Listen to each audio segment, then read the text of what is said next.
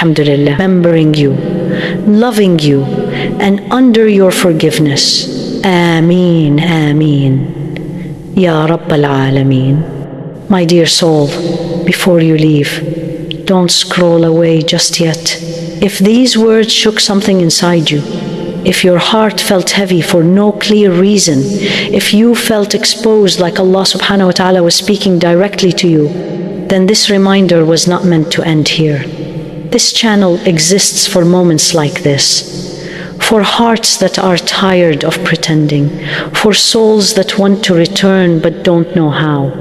If you don't want to miss the next night Allah calls, subscribe to the channel.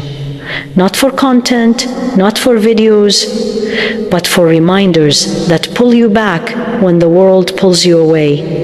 And if you are standing for Tahajjud tonight, if your hands rise in the darkness, if your eyes fill with tears, remember all broken hearts in your dua.